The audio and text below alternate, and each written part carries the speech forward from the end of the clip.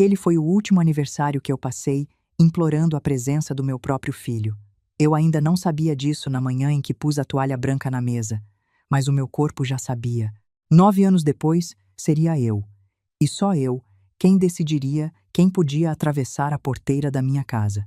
Só que para chegar lá, eu primeiro precisei ser humilhada de um jeito que nenhuma mãe deveria ser. Dias antes do meu aniversário de 66 anos, eu já sabia que minha nora ia inventar alguma coisa para fazer meu filho cancelar a presença na minha festa. Sabia do mesmo jeito que a gente sente quando vai chover, pelo cheiro do ar, pela dor antiga no joelho, por um aperto no peito que chega antes da nuvem. Aquilo tinha virado um padrão que eu não conseguia mais fingir que não enxergava.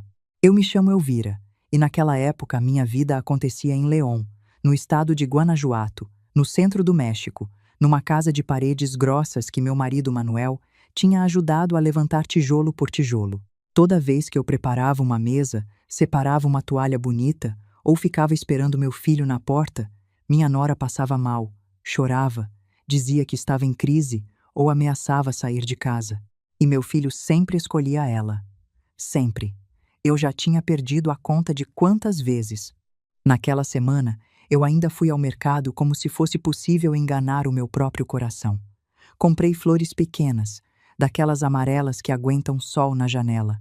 Encomendei um bolo de 3 leites numa confeitaria simples perto da praça, dessas que a dona faz tudo com a própria mão. Separei os pratos de borda azul celeste que eu usava só quando queria fingir que uma data ainda era especial.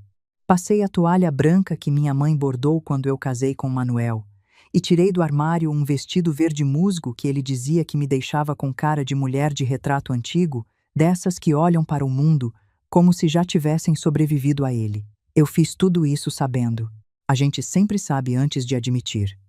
O corpo entende primeiro. A mão treme um pouco quando coloca o prato a mais. O ouvido fica mais atento ao celular. O peito não se anima inteiro, porque uma parte dele já está se protegendo do tombo que vem. Na terça-feira, minha nora mandou a primeira mensagem. Dona Elvira, acordei com uma sensação horrível no peito. Acho que é ansiedade de novo. Não quero preocupar ninguém, mas estou muito mal. Eu estava descascando tomates para o molho dos tamales. Li a mensagem uma vez, depois outra. O tomate escorregou na minha mão. E por um instante, eu fiquei olhando para aquela pele vermelha enrolada na faca, como se ali estivesse escrito o futuro da minha festa. Não respondi de imediato. Não por grosseria. Eu só estava cansada de entrar em cena cedo demais. Eu já conhecia o roteiro de cor.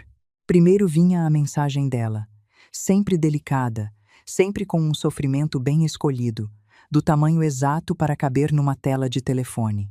Depois, vinha o silêncio do meu filho, como se ele precisasse de algumas horas para ensaiar a culpa.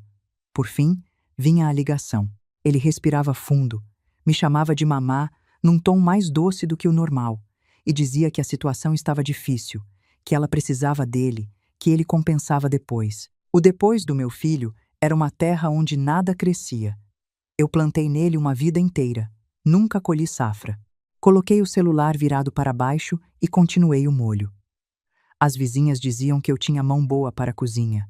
Manuel dizia que minha comida tinha paciência. Naquela tarde, porém, tudo saiu, com gosto de despedida. Meu filho se chama Andrés e era meu único filho. Talvez por isso eu tenha demorado tanto para aceitar o óbvio. Quando a gente tem muitos filhos, talvez consiga distribuir as esperanças como quem reparte pão na mesa grande.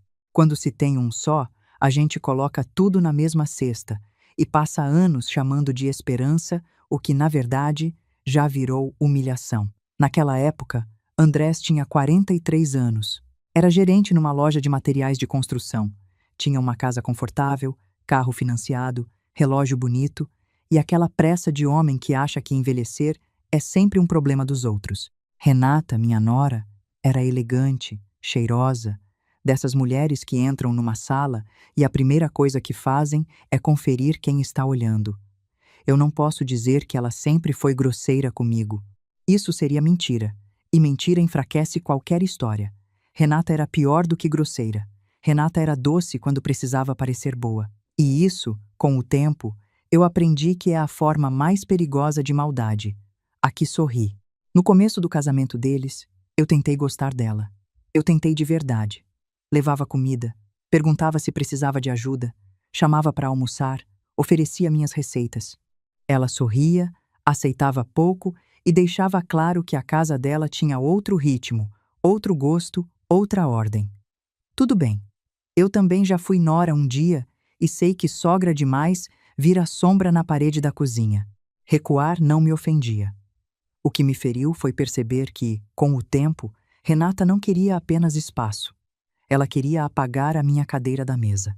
A primeira vez que eu deveria ter entendido foi numa consulta médica. Eu sentia uma dor estranha no lado esquerdo, dessas que a gente tenta ignorar até a noite ficar comprida demais. Andrés prometeu me levar. Às 7 da manhã, eu já estava vestida, bolsa no colo, exames antigos dentro de uma pasta, quando recebi a ligação. Mamá, a Renata passou a noite chorando, brigou com a irmã, está muito nervosa. A senhora consegue ir de táxi? Eu consegui. Mães como eu sempre conseguem. Peguei um táxi, depois outro, esperei sozinha numa sala fria, ouvi o médico falar de pressão, de remédio, de cuidado. Na volta, Andrés mandou uma mensagem. Como foi? Depois me conta. Depois. Sempre o depois. A segunda vez foi no Dia das Mães.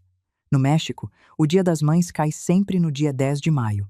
Não muda de data como no Brasil, onde é no segundo domingo. Lá, é uma data quase sagrada.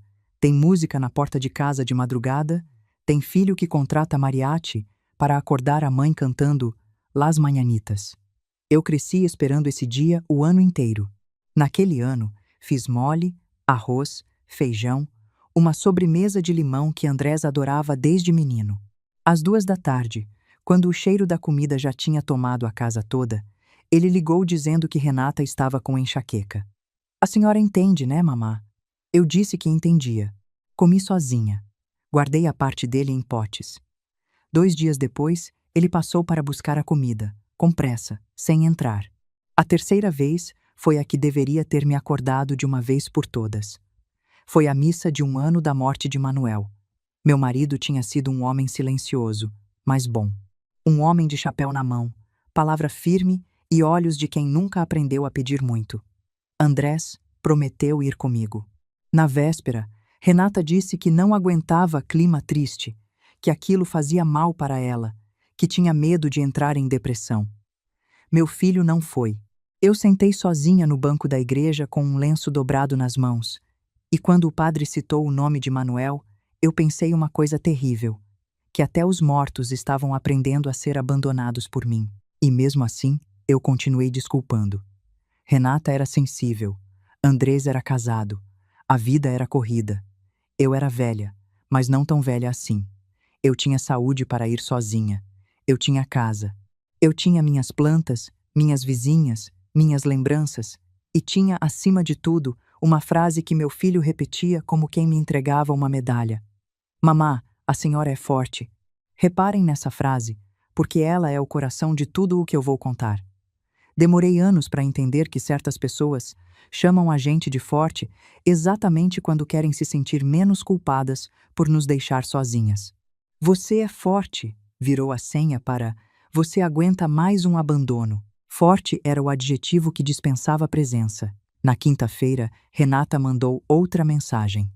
Não queria estragar a semana do aniversário da senhora, mas Andrés e eu estamos passando por um momento delicado. Estou tentando ser forte, mas não sei se consigo.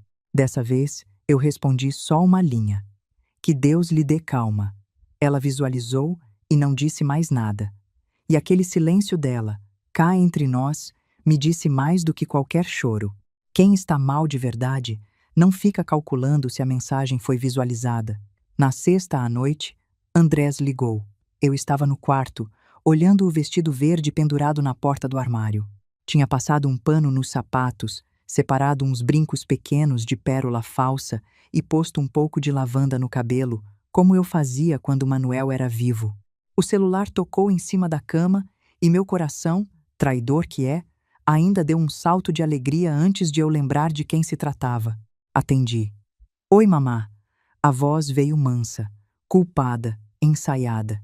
Eu já sabia distinguir os 3 tons. Oi, meu filho. Ele respirou fundo. Do outro lado, ouvi uma porta se fechar. Mamá, estou numa situação complicada. Eu fechei os olhos.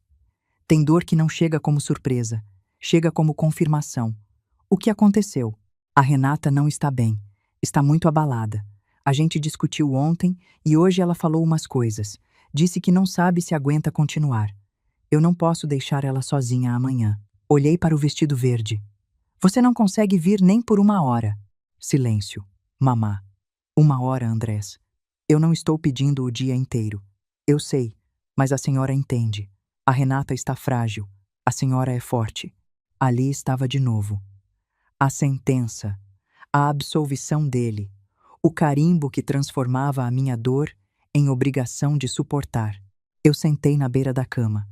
Passei a mão na colcha devagar. Tive uma vontade súbita de rir, mas não era riso de alegria. Era como se depois de tantos anos ouvindo a mesma música, eu finalmente percebesse que aquela canção só tinha uma nota, repetida sem vergonha do começo ao fim. Entendo, eu disse. Ele soltou o ar, aliviado. Como quem larga um peso no meu colo e vai embora leve. Semana que vem eu passo aí. Levo a senhora para jantar. Prometo. Claro. Feliz aniversário adiantado, mamá. Obrigada, meu filho. Desliguei. Fiquei muito tempo imóvel. E aqui vem a parte que me assustou. Eu não chorei. Eu conhecia minhas lágrimas. Elas sempre vinham quando Andrés me decepcionava. Vinham pequenas, envergonhadas, como visitas que sabem que não são bem-vindas. Mas naquela noite não veio nada. Nem soluço, nem aperto, nem tremor. Só calma. Uma calma tão limpa que até parecia perigosa. A calma de quem decidiu alguma coisa antes mesmo de saber que tinha decidido.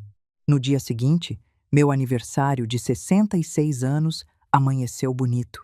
O céu estava limpo, o ar fresco, e a luz entrou pela janela da cozinha, como se não soubesse que aquela casa tinha acabado de perder a sua última ilusão. Fiz café, coloquei a toalha branca, arrumei os pratos de borda azul celeste. Só fui fatiar o bolo de 3 leites depois que as primeiras convidadas chegaram, porque ainda existia dentro de mim uma parte ridícula esperando ouvir o barulho do carro de Andrés na rua. Vieram 3 vizinhas, uma prima distante chamada Ofelia e Dom Pascoal, o farmacêutico aposentado que conhecia Manuel desde os tempos da oficina. Trouxeram flores, um pão doce, abraços honestos. Eu sorri para todos. Servi tamales. Disse que Andrés talvez viesse mais tarde. Ninguém perguntou muito. As pessoas boas, às vezes, percebem quando a verdade está sentada à mesa e preferem não apontar o dedo para ela. Às 4 da tarde, Andrés mandou um áudio. Feliz aniversário, mamá. Me perdoa mesmo por hoje. A Renata teve uma crise forte. Semana que vem eu compenso, de verdade. Amo a senhora. Renata mandou uma mensagem logo em seguida. Dona Elvira, que Deus me perdoe por não conseguir estar aí hoje. Eu queria muito, mas estou sem condições emocionais. Obrigada por entender. Olhei para as 2 mensagens e coloquei o celular dentro da gaveta dos talheres, junto com as facas. Pareceu o lugar certo. Na hora dos parabéns, minhas vizinhas cantaram com um entusiasmo exagerado, aquele entusiasmo que as pessoas usam quando estão tentando cobrir uma ausência grande com a voz. Apaguei as velas sozinha. Fiz um pedido. E o pedido não foi para Andrés voltar, nem para Renata mudar, nem para Deus tocar o coração de ninguém. Eu pedi coragem para ir embora, sem precisar me explicar. Depois que todos saíram, a casa ficou com aquele cheiro triste de festa terminada. Açúcar, café frio, flores começando a cansar. Lavei todos os pratos, guardei o que sobrou do bolo. Tirei a toalha branca, dobrei com cuidado e coloquei no armário. Depois, entrei no quarto, tirei o vestido verde e vesti uma roupa simples. E então, eu peguei uma mala marrom, antiga, que Manuel usava quando viajava para comprar ferramentas. Coloquei dentro dela 3 mudas de roupa, meus documentos, meus remédios, a foto dele, uma pequena quantia de dinheiro que eu guardava enrolada num pano dentro da lata de café e a pasta com os papéis essenciais da casa. Não levei muita coisa. A gente passa a vida acumulando objetos para, no fim, descobrir que as decisões importantes cabem todas dentro de uma mala só. Antes de sair, olhei a casa. Aquela casa tinha visto meu casamento, o nascimento de Andrés, todos os aniversários dele, a doença de Manuel, os almoços de domingo, as noites em que eu esperei o telefone tocar. Toquei o batente da porta da sala como quem se despede de uma pessoa querida. Não deixei carta, não mandei mensagem, não bati à porta. Eu queria que a minha saída fosse silenciosa o suficiente para não virar escândalo e profunda o suficiente para nunca mais ser desfeita. Saí antes do amanhecer. A rua ainda estava vazia. Um cachorro latiu atrás de um portão. Caminhei até o ponto com a mala numa mão e a bolsa na outra. O ônibus que ia para a rodoviária passava às 5. Sentei perto da janela e não olhei para trás. Olhar para trás é vício de quem ainda espera ser chamado de volta. Na rodoviária, comprei uma passagem para Dolores Hidalgo. Quando a moça do guichê perguntou se era só ida, eu hesitei por menos de um segundo. Só ida, respondi. E aquela palavra, ida, saiu da minha boca com um peso que eu não sentia havia anos. Peso bom. Peso de decisão. Deixa eu te explicar de onde veio aquele nome. Dolores Hidalgo, porque ele importa para essa história. Dolores Hidalgo é uma cidade pequena de Guanajuato, conhecida no México inteiro como o berço da independência. Foi de lá que, há mais de 200 anos, um padre chamado Miguel Hidalgo deu o famoso grito que começou a luta do México contra a Espanha. É uma terra de gente teimosa, de cerâmica pintada à mão e de sorvetes de sabores que assustam, como camarão, queijo e até mole. Eu não sabia ainda, mas estava indo justamente para o lugar onde, séculos antes, alguém também tinha decidido que não dava mais para obedecer calado. O nome de Dona Consuelo Arriaga estava guardado dentro de mim havia anos. Ela tinha sido amiga de Manuel na juventude, antes de ele se mudar para a cidade grande e abrir a pequena oficina. De vez em quando, mandava recados por conhecidos. Diga a Elvira que Lanória ainda existe. Diga a Elvira que a serra não esquece os seus. Alguns meses antes daquele aniversário, ela tinha me escrito uma carta curta, com a letra tremida de quem já não tem firmeza na mão. Se um dia você cansar de esperar gente que não vem, o Rancho Lanória ainda tem um quarto vazio. Na época, eu achei exagero. Guardei a carta numa gaveta, embaixo das toalhas, e tentei esquecer. Agora eu estava num ônibus, com 66 anos, uma mala velha, e a certeza de que certas portas só aparecem para a gente quando todas as outras já nos humilharam o bastante. A viagem durou pouco mais de 3 horas. Pela janela, a cidade foi ficando para trás, e depois vieram as estradas, os campos secos, as pequenas vendas de beira de pista, as igrejas baixas, os homens de chapéu caminhando no acostamento, as mulheres varrendo calçadas de terra batida. Eu pensei em ligar para Andrés 3 vezes. Na primeira, tirei o celular da bolsa. Na segunda, desbloqueei a tela. Na terceira, escrevi: "Estou bem", e apaguei antes de enviar.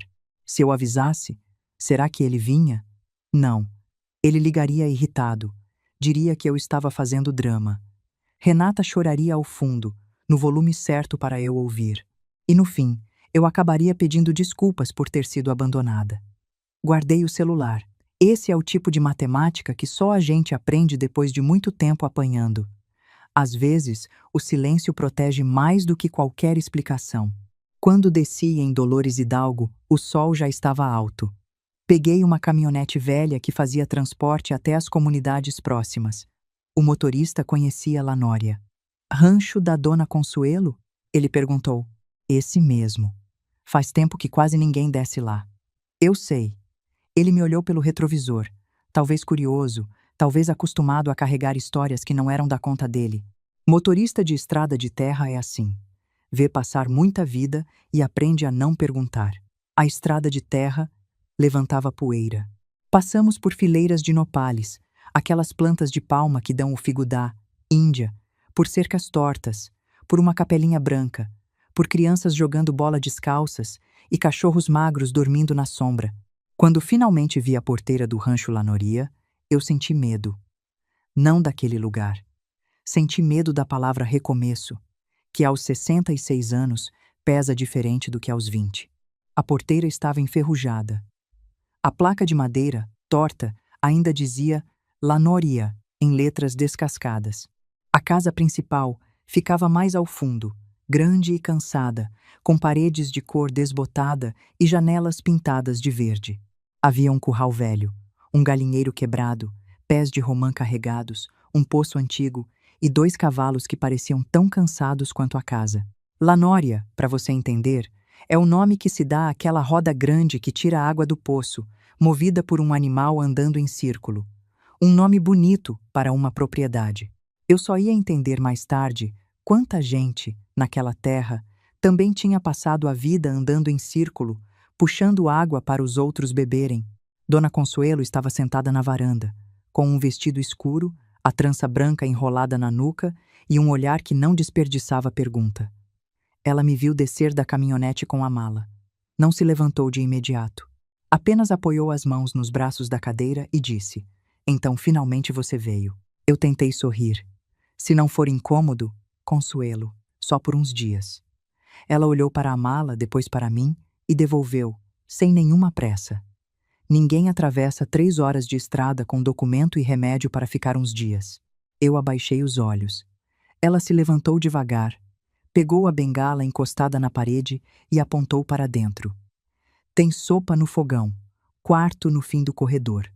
Quem chega chorando pode chorar, mas depois lava o rosto e ajuda a fechar a porteira." Foi assim que eu fui recebida, sem pena, sem drama, sem pergunta que me obrigasse a defender o meu sofrimento. E naquele momento, eu nem imaginava que aquela frase sobre fechar a porteira voltaria, anos depois, como a coisa mais importante que alguém já me ensinou. Naquela primeira noite, dormi mal. O colchão era duro, o vento batia nas frestas da janela e, em algum lugar, um animal fazia barulho perto do curral. Mas mesmo acordando várias vezes, eu percebi uma coisa estranha. Ninguém me chamou para resolver uma crise. Ninguém me pediu compreensão. Ninguém usou a minha bondade como pano de chão. E o silêncio de uma casa que não te cobra nada, no começo, até dá medo. A gente fica esperando a conta chegar. Na manhã seguinte, Dona Consuelo bateu na minha porta antes do sol nascer. "Elvira, se você veio morrer de tristeza, escolheu mal o endereço. Aqui tem muito serviço." Eu me sentei na cama, assustada. "Já vou." Ela me esperava na cozinha com café de panela, daquele coado no pano, adoçado com rapadura e um pão seco. Depois, colocou em cima da mesa um xale azul celeste, antigo, de tecido grosso, bonito de um jeito simples. No México a gente chama de rebozo. É mais do que um agasalho. É o pano que a mulher mexicana usa para se cobrir do frio, para carregar criança nas costas, para enrolar o cabelo na missa e, no fim da vida, para ser enterrada. Um rebozo atravessa gerações. "Era da minha mãe", ela disse. "Ficou guardado tempo demais. É lindo. Use quando o frio apertar, mas não se esconda dentro dele." Peguei o rebozo com cuidado. Tinha cheiro de baú, de sabão antigo e de tempo. Coloquei sobre os ombros. Por alguma razão que eu não sabia explicar, me deu vontade de chorar. Consuelo fingiu não ver. "Vamos." O primeiro dia de trabalho no rancho me mostrou uma coisa que mudou a minha cabeça. Eu tinha confundido idade com fim. Aos 66 anos, meu corpo doía. É verdade. Meu joelho reclamava. Minhas costas pediam descanso. Minhas mãos já não tinham a força de antes. Mas eu ainda podia varrer um pátio, alimentar galinha, separar milho, limpar prateleira, carregar balde pequeno, fazer comida para quem trabalhava e até reaprender nomes de ferramentas que Manuel sabia de cor. A diferença é que ali, em Lanória, cada esforço deixava alguma coisa de pé. Na casa do meu filho, eu me cansava esperando. No rancho, eu me cansava construindo. E olha que diferença enorme isso faz no sono da noite. Na segunda semana, um vizinho chegou com uma égua na traseira de um reboque. Era branca, mas de um branco sujo, quase cinza de tão maltratada. Magra demais, com as costelas marcadas, os olhos fundos e uma desconfiança que dava para sentir no ar. O homem disse que tinham encontrado ela abandonada perto de uma estrada. Ninguém queria ficar com o animal. "Não temos dinheiro para mais uma boca", eu disse a Consuelo. baixinho, quando o homem foi beber água. Consuelo olhou para a égua e disse: Às vezes Deus manda um espelho com 4 patas. Espelho? Você vai entender. E aceitou a égua. Eu a chamei de Paloma, que quer dizer pomba, talvez porque eu quisesse dar leveza a um corpo que parecia ter carregado pedra por tempo demais. Paloma não deixava ninguém encostar nela. Recuava quando eu me aproximava. Tremia se alguém levantava a mão depressa. Mostrava os dentes quando se sentia encurralada. Dom Tomás Beltrán, o veterinário da região, veio examinar. Era um homem viúvo, de fala baixa e chapéu gasto, com mãos firmes e um jeito respeitoso de entrar em qualquer lugar, pedindo licença até para o cavalo. Ela não precisa só de comida, ele disse. Precisa de tempo. Eu ri sem nenhuma graça. Disso eu entendo. Comecei a cuidar de Paloma devagar. Pequenas porções de alimento, água limpa, voz baixa, presença sem exigência. Eu ficava perto do curral ao entardecer, sentada num banco, sem tentar tocar nela. No começo, ela ficava no canto oposto. Depois passou a comer com a minha presença por perto. Depois chegou um passo mais perto. Depois 2. E cuidando daquela égua, eu entendi uma coisa sobre mim mesma. Existem feridas que pioram quando alguém tenta arrancar a cura à força. Ninguém confia porque mandaram confiar. Ninguém volta a comer bem só porque, de repente, apareceu comida na frente. Um corpo acostumado à fome chega a ter medo da fartura. E eu tinha sido alimentada com sobra de afeto por tanto tempo que, quando Consuelo me ofereceu um quarto sem cobrar obediência em troca, eu, sinceramente, não soube dormir. Andrés ligou no 6º dia. Eu estava recolhendo ovos com um cesto no braço. O celular vibrou no bolso do avental. Vi o nome dele e senti meu coração fazer a velha reverência de sempre. Atendi. Mamá, onde a senhora está? Não havia preocupação na voz. Havia irritação. E isso, prestem atenção, diz tudo. Quando a gente ama de verdade e perde alguém de vista, a voz sai assustada, não brava. Estou bem, Andrés. Eu fui na sua casa. A vizinha disse que a senhora viajou. Como assim viajou sem avisar? Eu precisava sair. Sair para onde? Para um lugar onde eu consigo respirar. Do outro lado, silêncio. Depois eu ouvi Renata, distante, mas perfeitamente audível. Está vendo? É drama por causa do aniversário. Meu filho cobriu o telefone tarde demais. Mamá, a Renata está nervosa. A senhora não precisava fazer isso. Era só conversar. Eu conversei por anos. Não é justo a senhora me culpar. Eu estava numa situação difícil.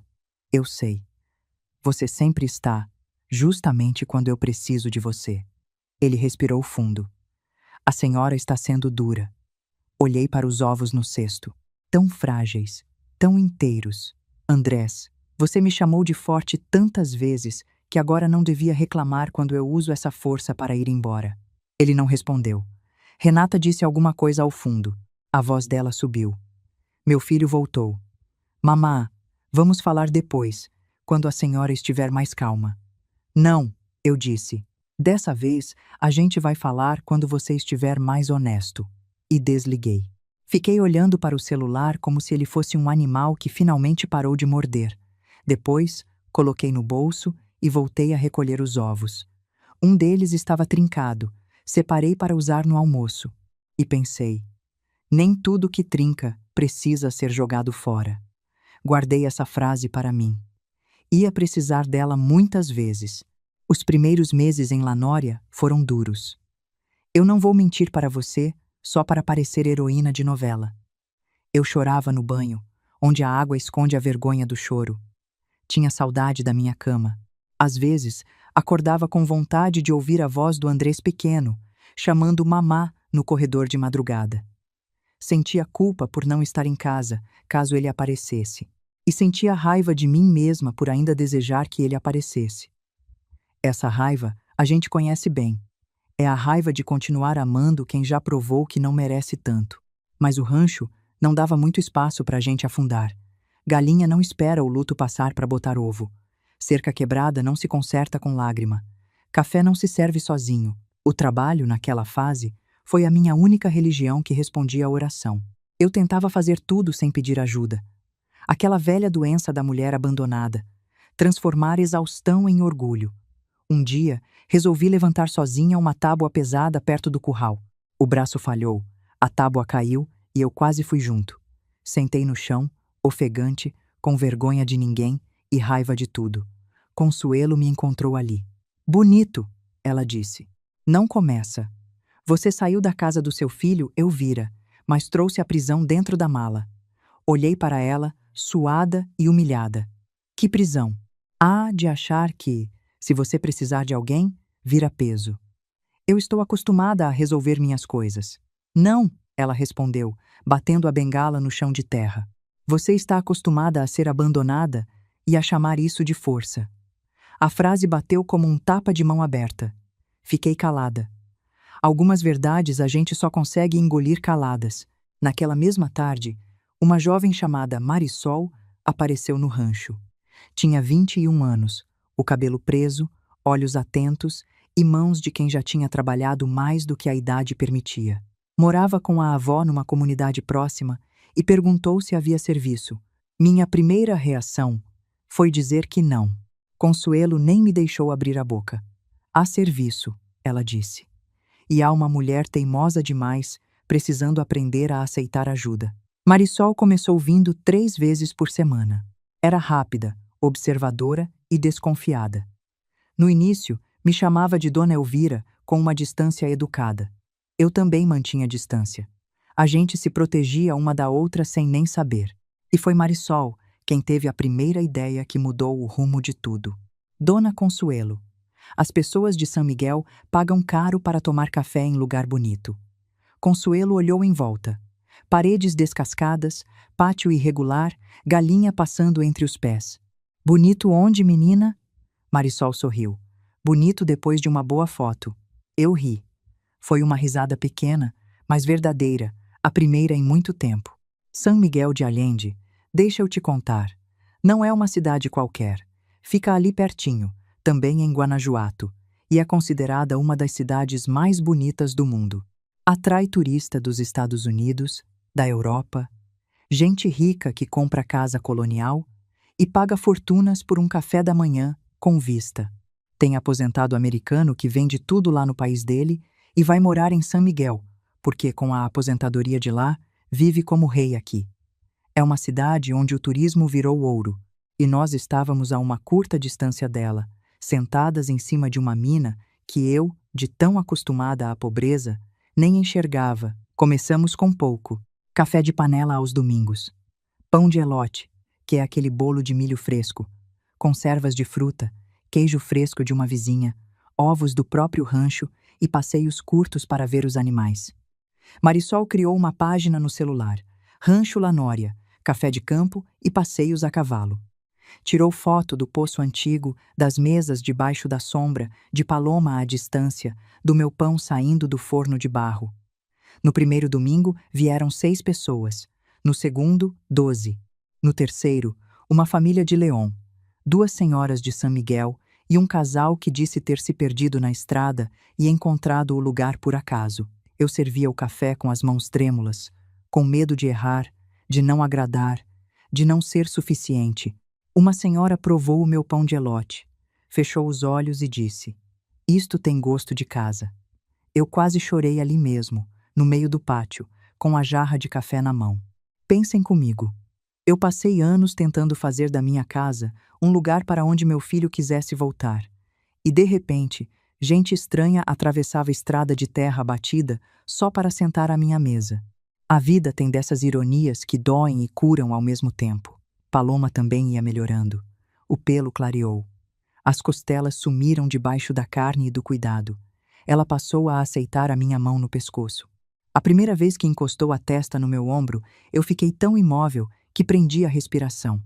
Aquela égua, que parecia ter perdido toda a confiança no mundo, decidiu me devolver um pouco dela. Eu recebi como quem recebe uma bênção que não pediu, e não achava que merecia. Mais ou menos um ano depois da minha partida, Andrés ligou com a voz mansa.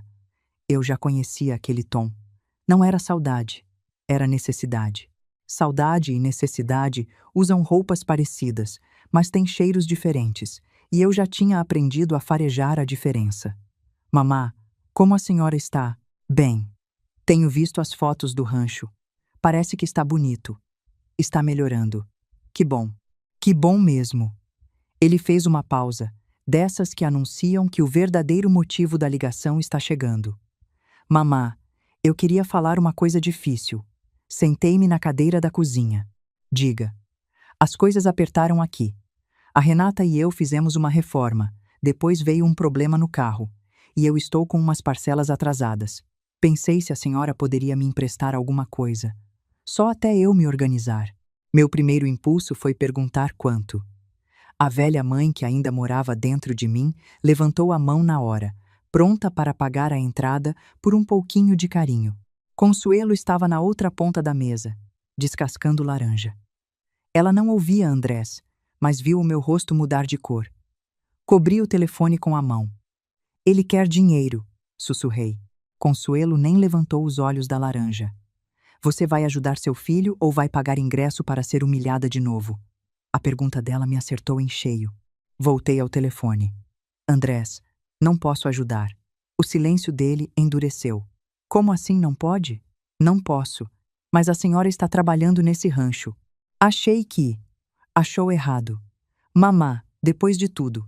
Ele parou antes de terminar a frase. Talvez porque nem ele mesmo soubesse listar que tudo era esse. Tudo o quê?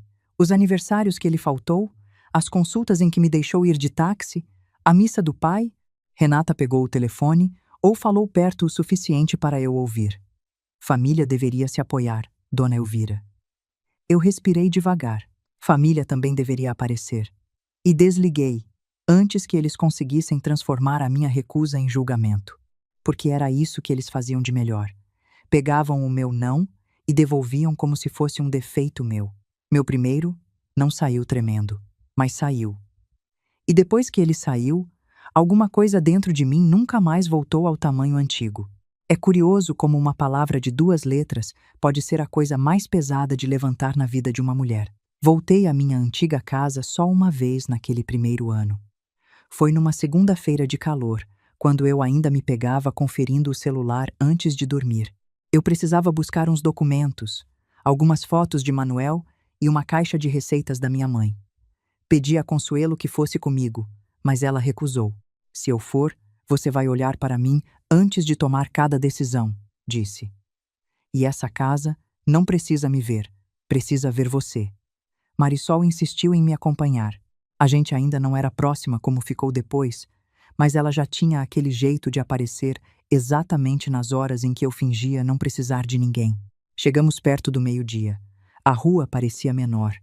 A fachada da minha casa estava igual, mas eu não estava. E isso me assustou mais do que qualquer outra coisa. Durante anos, eu achei que aquele lugar me definia. Bastaram alguns meses longe para eu perceber que casa também pode ser apenas um endereço onde a gente aprendeu a se diminuir. A chave entrou com dificuldade na fechadura. Havia poeira nos móveis. As plantas da varanda estavam quase mortas.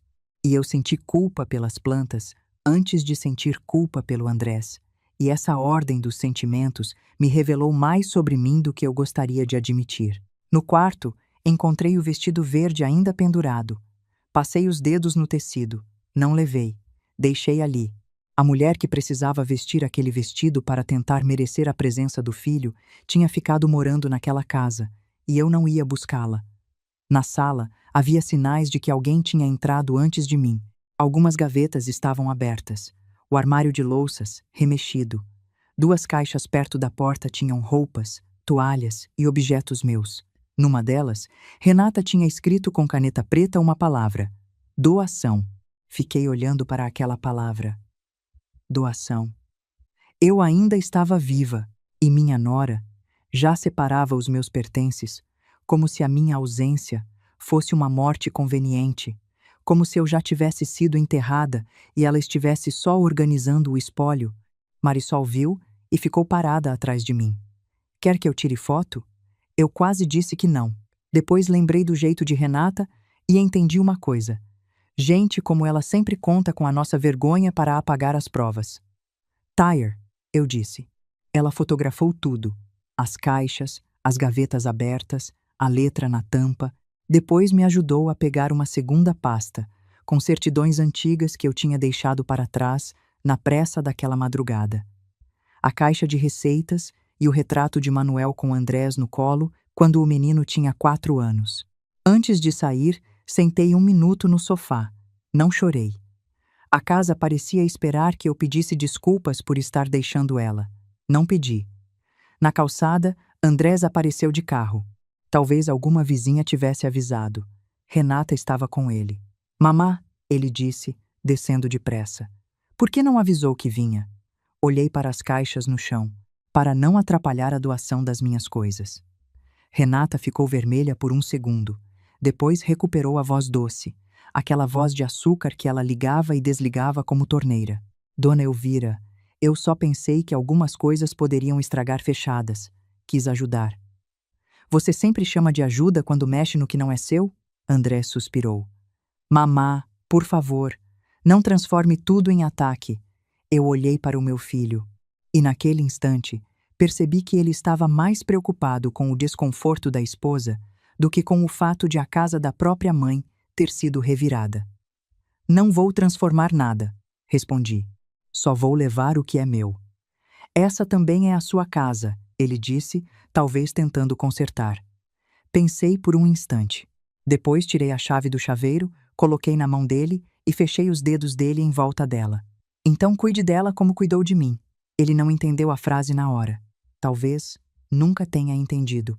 Voltei para Lanória com a caixa de receitas no colo. No caminho, Marisol não disse nada. Às vezes, o respeito mais bonito é o silêncio que não exige explicação. Naquela noite, fiz o arroz doce da minha mãe para Consuelo e Marisol.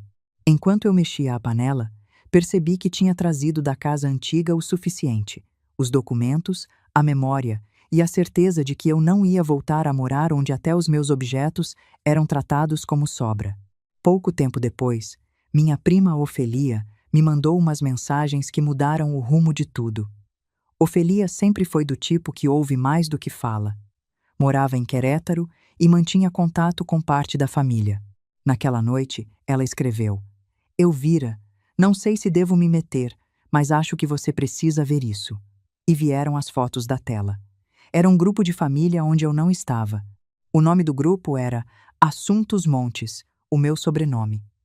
Eles tinham um grupo sobre mim, e eu não estava nele.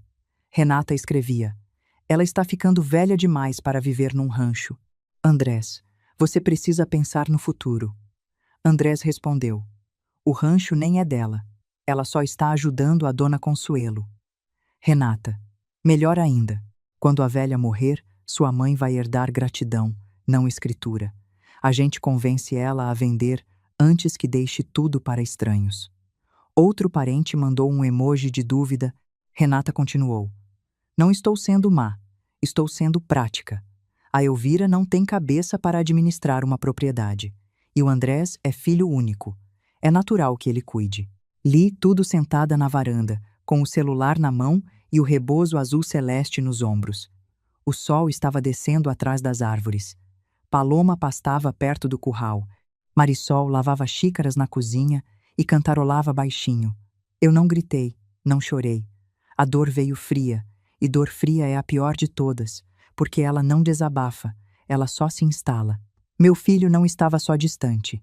Ele estava fazendo contas com uma terra que não era dele, com uma velhice que ele não cuidava, com uma mãe que ele julgava incapaz, porque me julgar incapaz facilitava tomar as decisões no meu lugar. Mostrei as mensagens a Consuelo. Ela leu com calma. Depois tirou os óculos, dobrou as hastes e ficou olhando para o pátio. Agora eles deixaram de ser ingratos, disse. Viraram perigosos. Eu não quero briga. Ninguém quer briga, Elvira. Mas tem gente que chama de paz o tempo que você fica quieta enquanto eles afiam a faca. Guardem essa frase, porque ela é de ouro.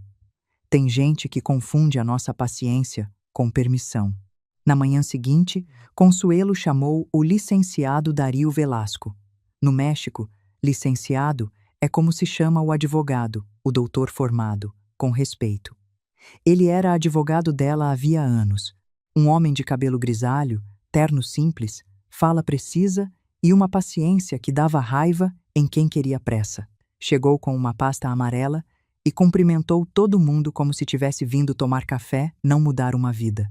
Sentamos na cozinha. Consuelo, eu, Dario e Marisol, que ficou perto da porta fingindo que não escutava nada e escutando tudo. Consuelo começou. Elvira, Lanória não tem herdeiro bom. Consuelo, não interrompa a velha mais velha que você. Fechei a boca. Meus sobrinhos querem vender. Gente que não sabe distinguir um cavalo de uma mula quer transformar isso aqui em dinheiro rápido. Seu filho e sua nora já mostraram o que fariam se pudessem. E eu não trabalhei a vida inteira para deixar esta terra virar disputa entre preguiçosos. Mas o rancho é seu. Era um rancho morrendo até você chegar. Eu só ajudei. Consuelo bateu a mão na mesa. A diferença entre visitar uma terra e pertencer a ela é o sangue que a gente deixa nos calos. Você pertenceu antes de ter papel. Dario abriu a pasta amarela. A dona Consuelo quer transferir a propriedade para a senhora por escritura pública com registro formal. Faremos tudo de forma legal. Haverá uma parte como venda, com valor compatível e pagamento parcelado, considerando também os investimentos e as melhorias que a senhora realizou. Não vai ser conversa de família, vai ser documento. Eu senti o chão se mexer. Eu não posso aceitar. Pode, Consuelo disse. Vão dizer que eu me aproveitei. Já dizem coisas sem você fazer nada. Pelo menos agora vão dizer com você protegida. Olhei para Dario. E se eles contestarem? Terra não muda de dono por opinião. Ele respondeu, com aquela calma de quem já viu muita gananciosa perder a guerra. Muda por escritura, registro e documento bem feito. Se fizermos tudo corretamente, a conversa dos outros vai ser só conversa. E aqui eu preciso parar para te explicar uma coisa importante. Porque ela vale ouro para qualquer mulher que esteja me ouvindo. No México, a transferência de um imóvel só fica realmente segura e firme contra qualquer um que apareça depois querendo contestar, quando passa por um notário público e é registrada no registro público da propriedade. Promessa de boca, palavra de família, papel assinado na mesa da cozinha, nada disso protege ninguém. Aqui no Brasil é parecido. A nossa garantia é a escritura lavrada em cartório de notas e registrada no cartório de registro de imóveis. Quem é do Brasil reconhece isso na lei do quem não registra não é dono. Enquanto não passa pelo cartório, a terra continua, no olho da lei, sendo de quem está no papel antigo. Foi por isso que Dario fez tanta questão da formalidade. Carinho não protege terra. Só documento protege. Passei as mãos no rosto.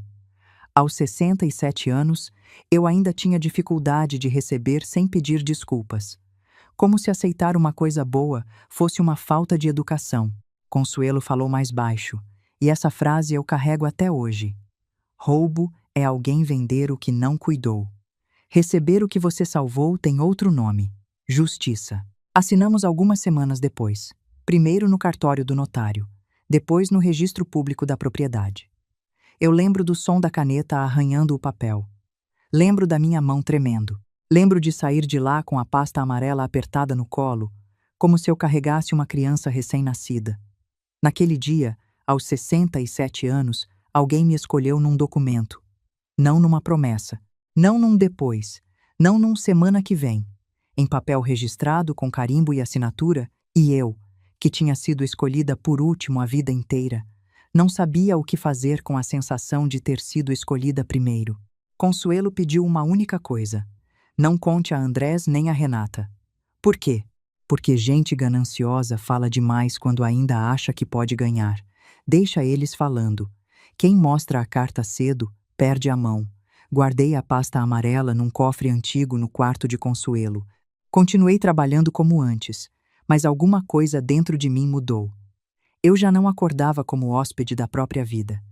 A terra era minha no papel. Ainda assim, levei tempo para aprender a ser dona sem pedir perdão por isso. Os anos seguintes passaram depressa e devagar ao mesmo tempo, como passam os anos de trabalho de verdade. O crescimento de Lanória não foi uma linha reta. Teve domingo em que choveu tanto que ninguém apareceu. E eu terminei a tarde com 20 pães de elote sobrando, conversando com as galinhas. Teve hóspede que reclamou do canto do galo, como se tivesse reservado um quarto no campo, esperando o silêncio de um hospital. Olhem só, a pessoa vai para o campo e se incomoda com o galo. É como ir à praia e reclamar da areia. E teve uma inspeção da prefeitura em que um funcionário olhou a nossa cozinha com ar de superioridade e disse que senhoras improvisadas costumavam esquecer as normas. Eu quase abaixei a cabeça, por puro hábito antigo. Consuelo, sentada na cadeira perto da porta, perguntou o nome dele, pegou um caderninho e anotou com toda a calma do mundo. Para quê? Ele perguntou. Para agradecer quando voltarmos com tudo certo, ela respondeu. Ou para reclamar, se o senhor inventar exigência que não existe. Ele não riu. Saiu mais calado do que entrou. Passamos semanas regularizando licença, separando a área de preparo, instalando pia adequada, etiquetando pote, organizando recibo. Dario nos orientou. Marisol pesquisou. Dom Tomás indicou fornecedor.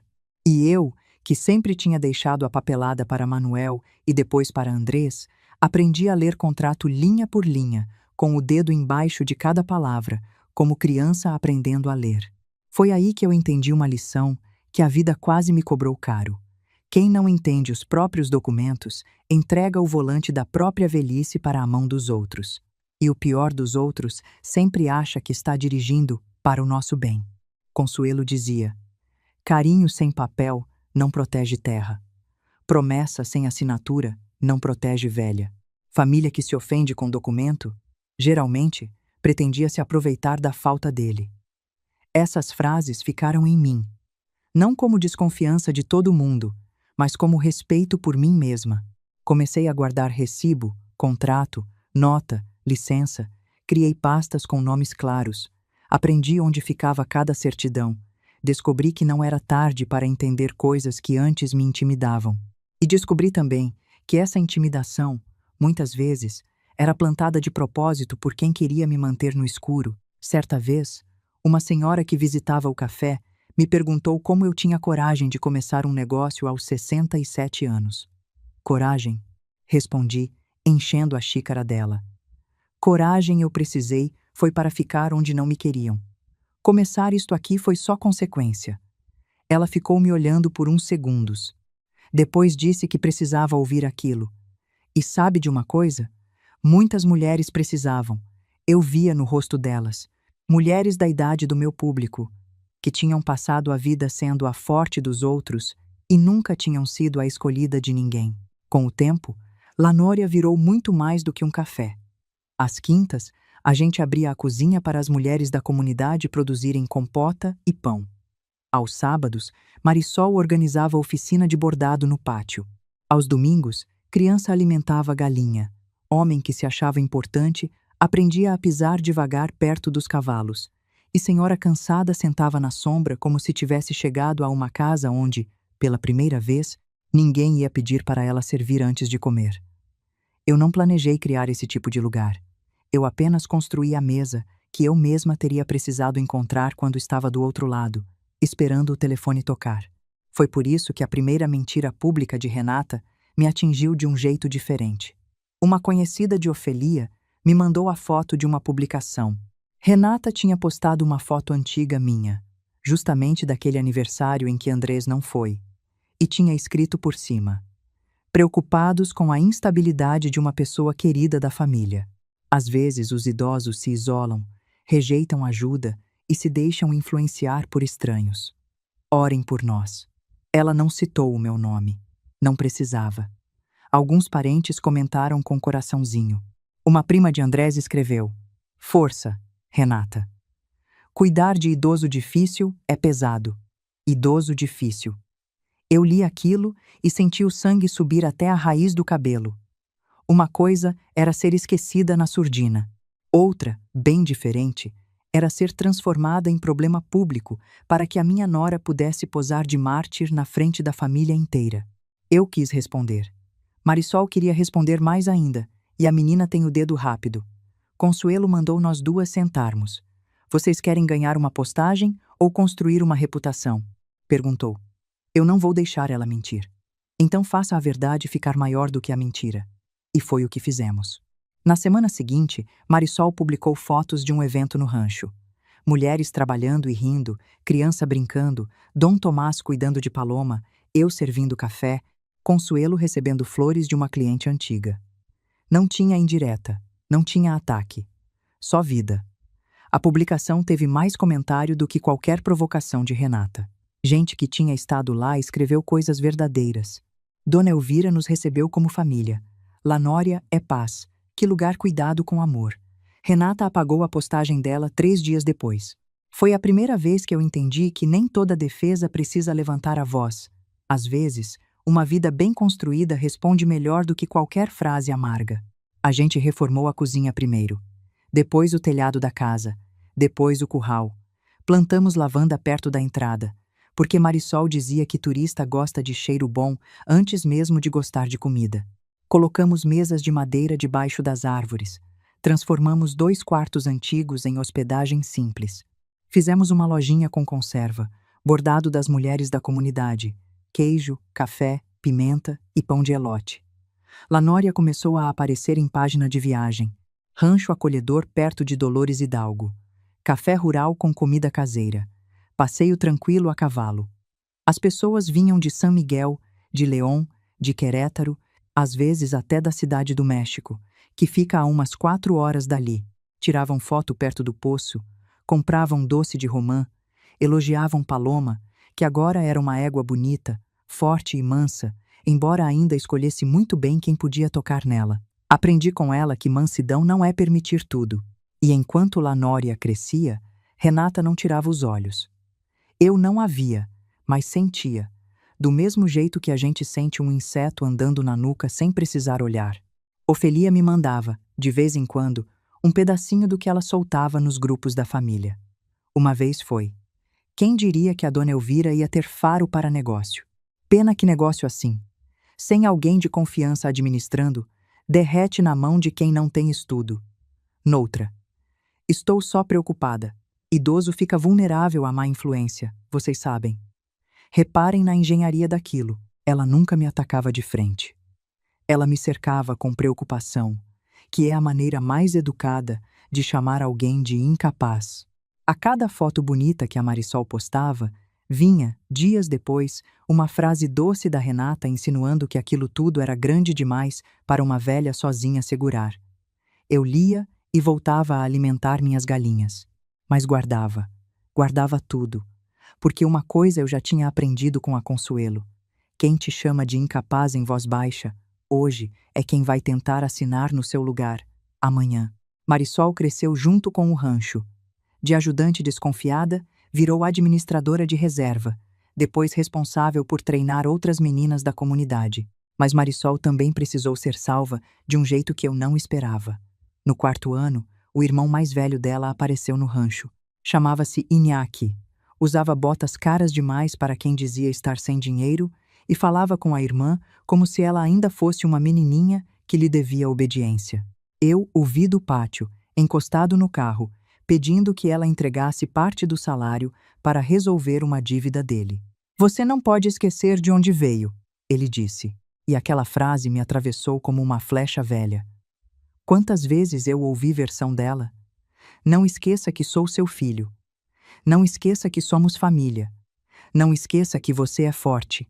Reparem, certas pessoas usam a origem da gente como coleira. Transformam o de onde você veio em corrente. Marisol estava pálida. Antes, talvez eu me calasse para não me meter na vida dos outros, mas Lanória tinha me ensinado uma coisa: silêncio diante do abuso é adubo para o abuso crescer. Aproximei-me. Há algum problema? Iñaki sorriu para mim sem nenhum respeito. Coisa de família, dona. A Marisol entende. Olhei para ela. Você entende? Ela demorou, mas balançou a cabeça. Não quero dar dinheiro. Então está entendido. Iñaki riu. A senhora está colocando minha irmã contra mim? Não. Estou ouvindo o que ela disse. Talvez seja novidade para você ouvir a sua irmã. Ele saiu irritado, chamando Marisol de ingrata. Ela segurou o choro até ele sumir na curva da estrada. Depois desabou na cozinha. Ele sempre faz isso, disse. Aparece quando precisa. Se eu digo não, Diz que virei metida porque trabalho aqui. Sentei ao lado dela.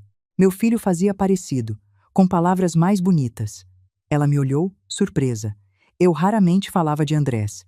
Passa, pedir. Eles não param de pedir. Mas a culpa passa quando a gente para de alimentar ela. Naquela tarde, levei Marisol até Dario. Não para brigar com o irmão, mas para organizar a própria vida dela. Conta no banco, contrato de trabalho, estudo, documento. Ela se matriculou num curso de administração de turismo em Dolores Hidalgo.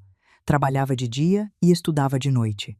Eu a via dormindo em cima dos cadernos e lembrava de mim aos 66, aprendendo a abrir a porteira sem pedir licença para ninguém. Um ano depois, Marisol fez o primeiro balanço completo do rancho sozinha. Mostrou planilha, reserva, custo, lucro. Consuelo fingiu que não estava emocionada. Serve, ela disse, que na boca dela era o maior dos elogios. Quando ficou só comigo, murmurou: essa menina vai longe, se nenhum parente pendurar pedra no tornozelo dela. Eu não vou deixar. Consuelo me olhou de lado. Cuidado para não confundir proteger com prender. A diferença é fina. Guardei isso também. Eu não queria transformar Marisol numa filha substituta que me devesse presença. Eu queria que ela fosse livre para ficar. É mais difícil amar assim, sabendo que a porta está aberta dos dois lados. Mas é o único amor que não apodrece. Dom Tomás continuava vindo cuidar dos animais. Às vezes trazia remédio, às vezes notícia, às vezes só um silêncio bom. Ele nunca tentou ocupar o lugar de Manuel, e isso me fez gostar dele. Homem que não tenta ocupar lugar sagrado merece uma cadeira só dele. Numa tarde, perto do curral, ele me perguntou sem rodeio se eu era feliz. Feliz? Repeti, como se a palavra fosse estrangeira na minha boca. Sim. Eu pensei em responder que estava ocupada demais para essas coisas, que é a resposta antiga de mulher que aprendeu a esconder vontade atrás de tarefa. Mas Dom Tomás não fazia pergunta para preencher silêncio. Ele esperava. Estou aprendendo, eu disse. Ele assentiu. Boa resposta. E o senhor? Eu também. Ficamos calados. Depois ele tirou do bolso um sachê de sementes. Minha esposa plantava cempasúchil todo ano. Guardei estas tempo demais. Pensei que talvez aqui elas pegassem. O cempasúchil é aquela flor laranja vibrante, a flor dos mortos, que no México enfeita os altares do dia de finados em começo de novembro. Diz a tradição que o perfume e a cor dela guiam as almas dos que partiram de volta para casa, naquela noite em que os vivos põem comida na mesa para os mortos. Peguei as sementes. Não era pedido de amor.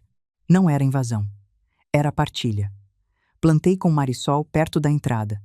Quando floresceram, laranjas e vivas, Dom Tomás ficou olhando como se conversasse com alguém que eu não podia ver. E eu entendi ali que duas pessoas podem se aproximar sem roubar o passado uma da outra.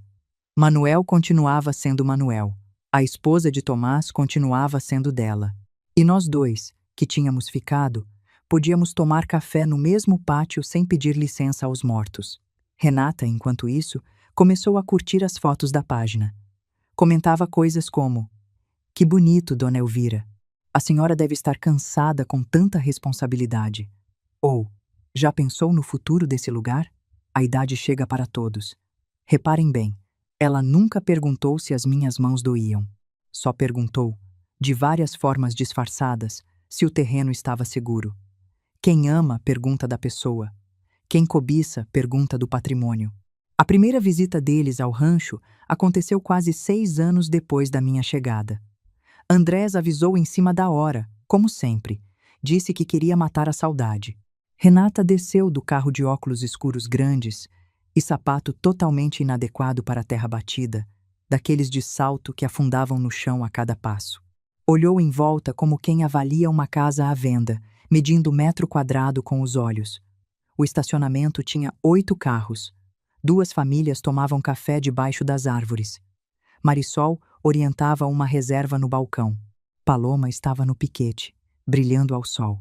Consuelo, já mais lenta, observava tudo da varanda com olhos de águia velha que não perde um movimento.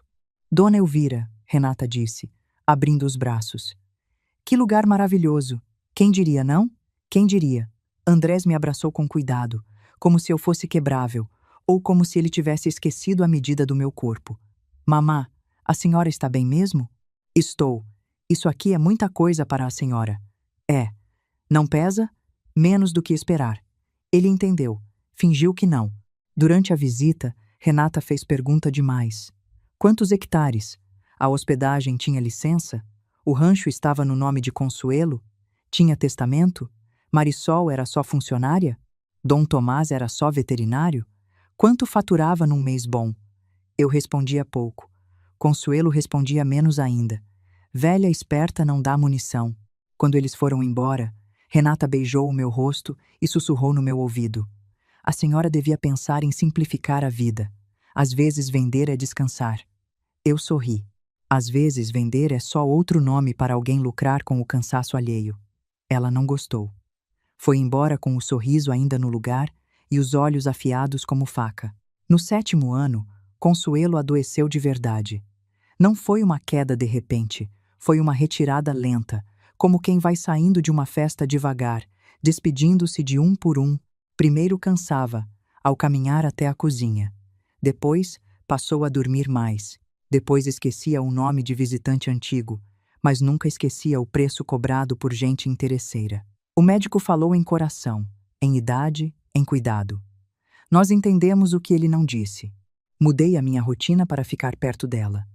Marisol assumiu mais tarefas. Dom Tomás vinha mesmo quando não havia animal doente. Às vezes, eu encontrava os dois na varanda, Consuelo e Tomás, falando de gente que já tinha morrido como se essas pessoas apenas morassem agora em outra estrada, um pouco mais longe. Quando Andrés soube da doença de Consuelo, ligou. Como ela está? Fraca. Sinto muito. Obrigada. Houve uma pausa. E eu sabia o que vinha pela pausa. E o rancho, mamá? Como fica se ela faltar? Eu fechei os olhos. Você está perguntando por ela ou pela terra? Mamá, não começa. Estou preocupado com a senhora. Comigo ou com o que você acha que eu posso perder? Ele se ofendeu. Homem como Andrés sempre se ofende quando a verdade chega antes da desculpa. Consuelo ouviu parte da ligação. Depois que desliguei, me chamou com a mão. Deixa eles pensarem que ainda existe alguma coisa para tomar, disse. Por quê? Porque quando vierem, virão inteiros. A máscara cansa em viagem longa. Velha sabia das coisas. Sabia que a ganância, se tiver chance, sempre se mostra por inteiro. Nas últimas semanas, coloquei uma cama para Consuelo no quarto da frente, de onde ela via o pátio, o poço e um pedaço do piquete de Paloma. Ela não queria hospital. Queria o som do rancho. Queria o cheiro do café. Queria ouvir Marisol dando ordem. E eu fingindo que não estava chorando na cozinha. Numa tarde pediu para ir até a porteira. Você não aguenta, eu disse. Eu aguento morrer. Aguento uma porteira. Marisol e eu ajudamos. Consuelo estava leve demais. O corpo dela, que parecia feito de pedra quando eu cheguei, agora cabia quase inteiro nos nossos braços. Chegamos devagar até a entrada de Lanoria. O sol descia. A placa nova brilhava. Rancho Lanória, café de campo. Ela olhou tudo. A estrada, as árvores, os cavalos, as mesas ao longe, as luzes que começavam a acender. Você fez bem, disse. Nós fizemos. Não estrague a minha despedida com falsa modéstia. Sorri chorando. Ela tirou dos ombros o rebozo azul celeste, que eu insistia em dizer que ainda era dela, e colocou sobre mim. Agora combina. Consuelo. Quando eles vierem, não grite. Quem tem documento não precisa berrar. Foram as últimas grandes palavras dela para mim. Morreu 9 dias depois, de madrugada, com a janela aberta e o rancho começando a acordar. Eu estava ao lado dela. Marisol dormia numa cadeira. Dom Tomás tinha saído pouco antes para buscar um remédio, que já não ia fazer diferença nenhuma. Quando Consuelo parou de respirar, eu não senti só que uma amiga estava partindo. Senti que a primeira pessoa que me ensinou o amor sem cobrança tinha soltado a minha mão no meio da estrada, confiando que eu já sabia caminhar sozinha. E não tem despedida mais bonita e mais cruel do que essa. A de quem te solta porque confia que você aprendeu a andar. O enterro de Consuelo encheu a pequena igreja da comunidade. Gente simples, gente importante, gente que ela ajudou e gente que ela assustou. Vieram fornecedores, vizinhos, as mulheres que vendiam bordado no rancho, antigos empregados, famílias que frequentavam o café, criança que gostava de alimentar as galinhas. Eu fiquei perto do caixão com um rebozo azul celeste nos ombros. Não chorei muito ali. O meu choro tinha sido nos dias anteriores, lavando o rosto dela, ajeitando o travesseiro, ouvindo a respiração ir diminuindo. Andrés e Renata apareceram. Ela de preto, impecável. Ele com cara de quem queria parecer triste e preocupado ao mesmo tempo, mas não conseguia decidir qual dos dois. Renata me abraçou forte demais. Dona Elvira, agora a senhora não pode ficar sozinha com tudo aquilo. Tudo aquilo. Reparem, ela não disse com a sua dor. Disse com tudo aquilo. Para ela, eu não tinha acabado de perder uma amiga. Eu tinha acabado de herdar um problema administrável. Andrés segurou minha mão. Mamá, depois a gente precisa conversar com calma sobre o futuro. Depois, eu disse. E a palavra saiu da minha boca com gosto antigo, o gosto de todos os depois que ele já tinha me dado. Só que agora quem mandava no depois era eu. Eles não sabiam da escritura. Tinham ouvido na família que eu ficara responsável por tudo no rancho, e na cabeça da Renata, responsável era a mesma coisa que dona. Ela achava que bastava me pegar fragilizada pelo luto e me empurrar qualquer papel que parecesse conveniente, que a velha, agradecida por atenção, assinaria. Era o velho botão. Ela só não sabia que o botão tinha parado de funcionar. Na semana seguinte, Ofelia mandou novas fotos da tela. Renata escrevia para Andrés. Não podemos esperar muito. Sua mãe está sentimental agora, mas depois aquela Marisol se enfia mais ainda. Temos que chamar uma corretora e avaliar antes que a Elvira faça alguma loucura. Andrés. Vamos com cuidado, tem que parecer que é para o bem dela. Renata. Claro. Falamos que ela está idosa, que administrar rancho é pesado, que vender garante tranquilidade. Se o lugar virar hotel boutique, todo mundo ganha. Andrés. Você acha que ela assina? Renata. Sua mãe sempre acaba cedendo quando você aperta no lugar certo. Li essa última frase várias vezes. O lugar certo. Eles achavam que o meu amor por Andrés era um botão. Apertavam e eu cedia. E o pior é que, durante muitos anos, foi verdade. É humilhante admitir isso, mas é também libertador, porque a gente só se cura daquilo que tem coragem de nomear. Enquanto eu chamava aquilo de amor de mãe, continuava sendo apertada. No dia em que chamei pelo nome certo, que era manipulação, o botão parou de funcionar. Renata marcou com uma corretora chamada Lorena Duarte. Pelo que eu soube, Lorena trabalhava com propriedade rural e investidor de turismo. Havia também um comprador, um homem de Querétaro que queria transformar ranchos antigos em hotel de luxo. Eles viriam num sábado, 2 semanas depois da morte de Consuelo. Reparem na pressa. 2 semanas. O corpo de Consuelo mal tinha esfriado, e eles já marcavam visita de corretor. Eu podia ter ligado para Andrés e dito que a propriedade era minha. Podia ter mandado uma foto da escritura. Podia ter evitado toda a cena. Mas eu conhecia Renata. Ela era especialista em reescrever história. Se eu contasse em particular, ela diria que eu a humilhei. Diria que manipulei Consuelo. Diria que Andrés só tentava cuidar de mim. Diria para a família inteira que eu estava confusa, influenciada pela Marisol, talvez pelo Dom Tomás. Gente como Renata não perde uma disputa. Ela muda o nome da disputa até conseguir parecer vítima. Então eu decidi fazer diferente. E foi aqui que a Consuelo, mesmo morta, me deu a última aula. Quem tem documento não precisa berrar, mas pode escolher o palco. Organizei um almoço em memória de Consuelo no rancho.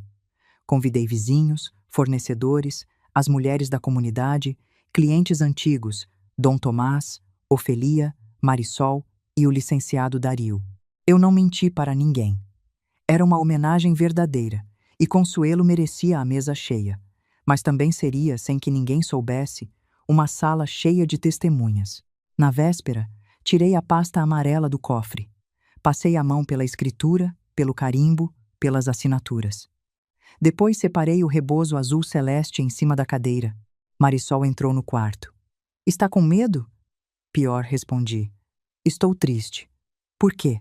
Porque amanhã eu vou perder a última desculpa que eu ainda usava para chamar o meu filho de menino. Ela ficou em silêncio.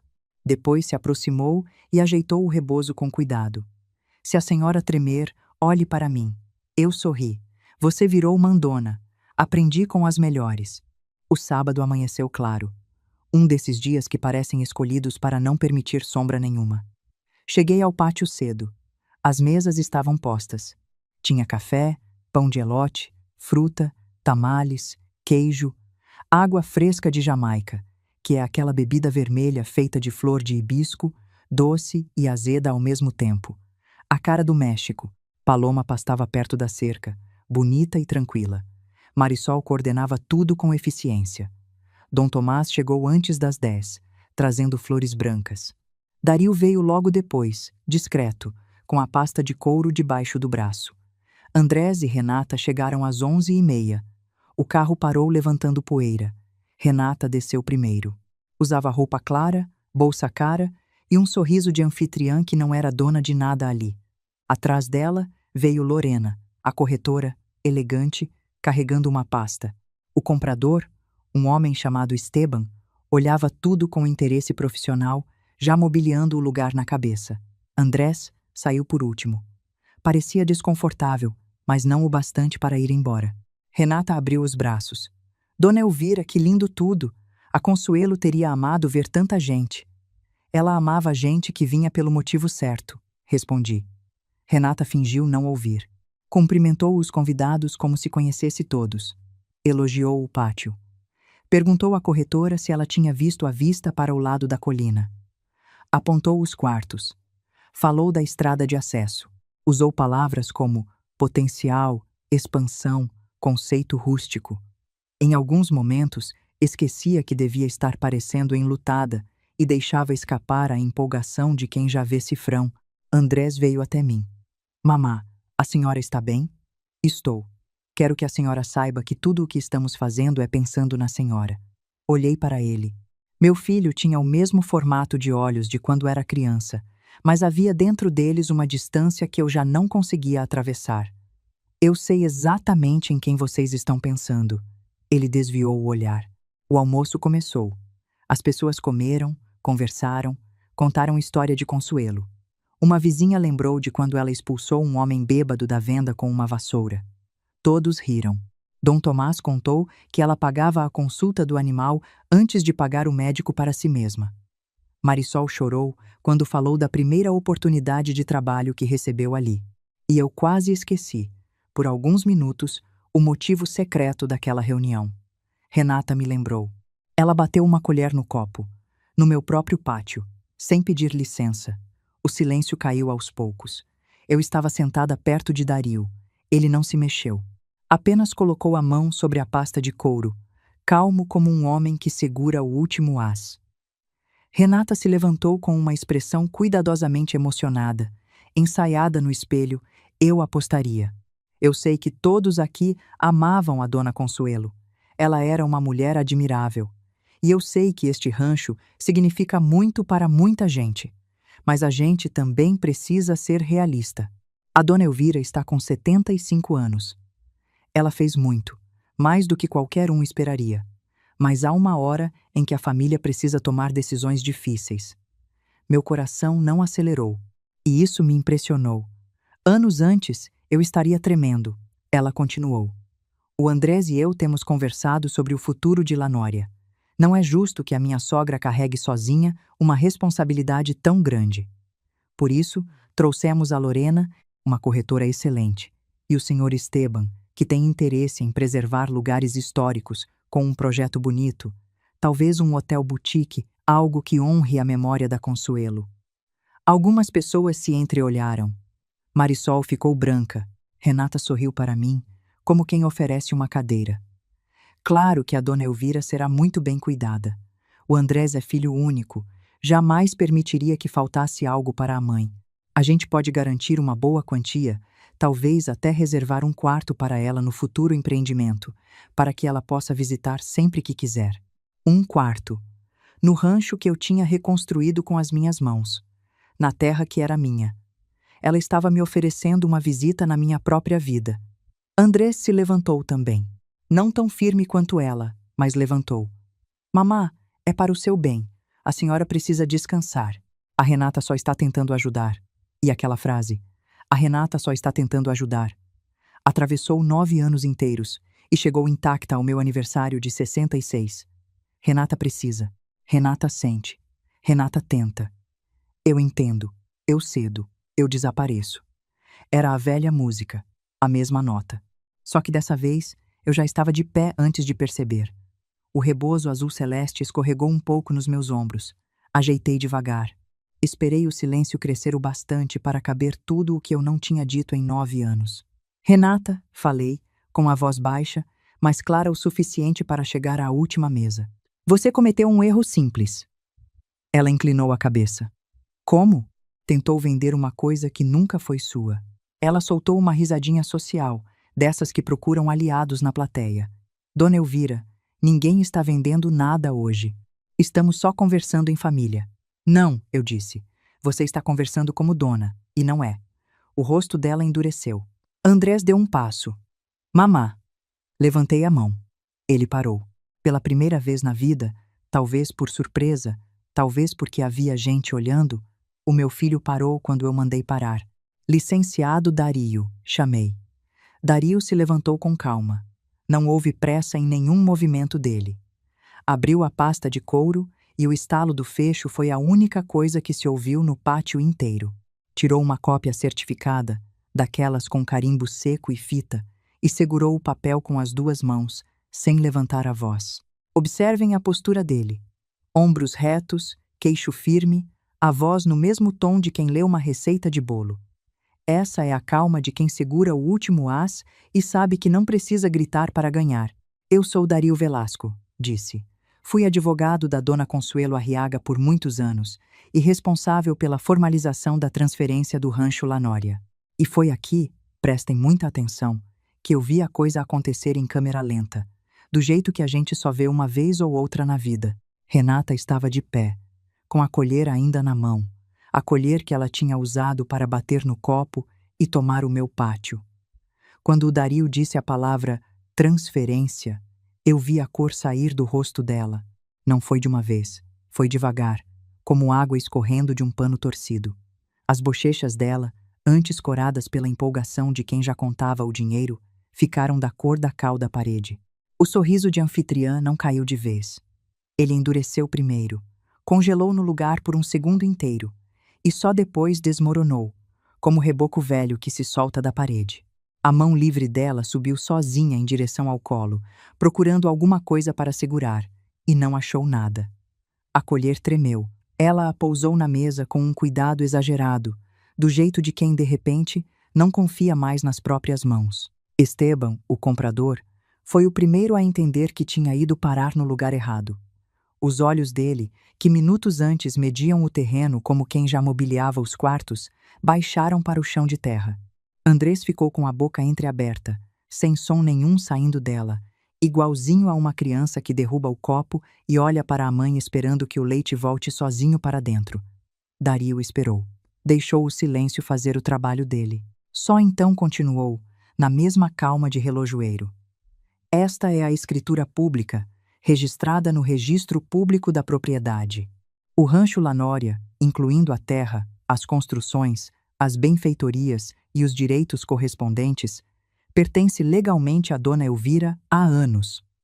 A transferência foi feita por vontade expressa da dona Consuelo, em plena capacidade, com documentação, testemunhas e registro. Lorena, a corretora, fechou a pasta dela devagar, e aquele gesto pequeno dizia tudo. Era uma mulher recolhendo as próprias coisas antes de se retirar de uma cena da qual não queria mais fazer parte. Esteban deu um passo para trás, depois outro. Andrés olhou para mim como se eu tivesse escondido dele um brinquedo, não protegido uma vida inteira. Renata falou primeiro. Isso é impossível.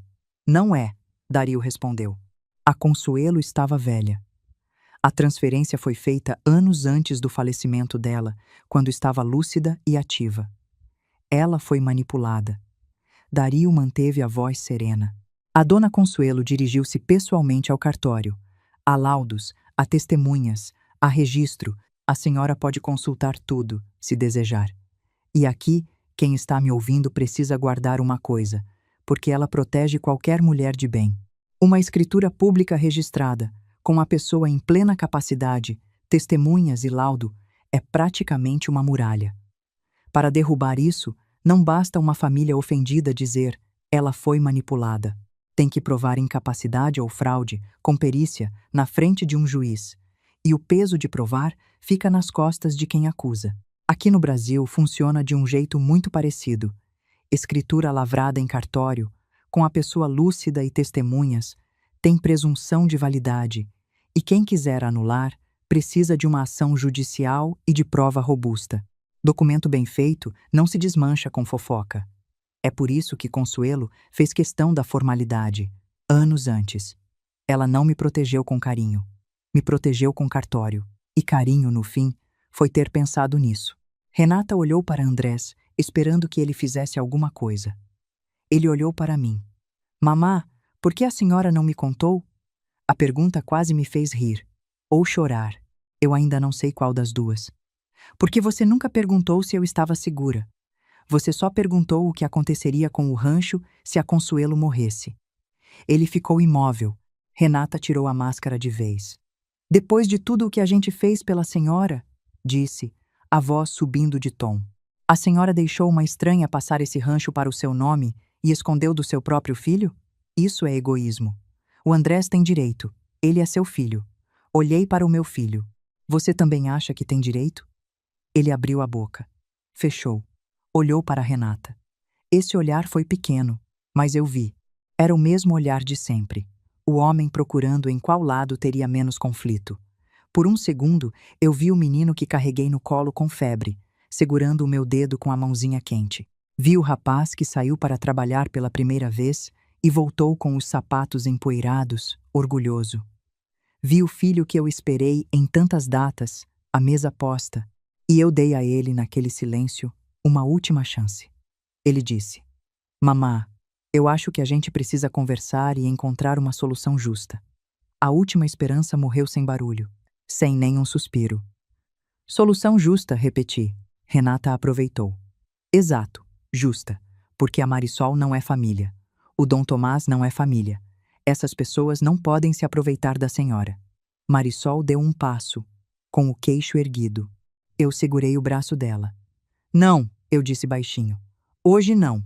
Renata pôs a mão no peito. Estou passando mal. Andrés, minha pressão. Isso é uma crueldade. Ela preparou uma armadilha para me humilhar. Durante muitos anos bastaria isso.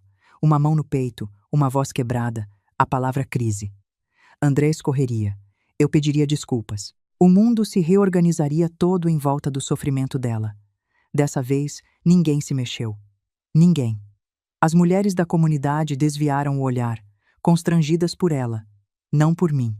Dom Tomás ficou ao meu lado, firme. Marisol respirou fundo e não saiu do lugar. Lorena, a corretora, estava vermelha de vergonha. E Renata percebeu. Foi a primeira vez que eu vi a minha nora sem uma plateia obediente. Ela não sabia o que fazer com uma crise que não mandava em ninguém.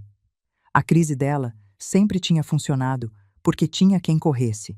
Sem o corre-corre, era só uma mulher de pé no meio de um pátio, com a mão no peito e ninguém olhando.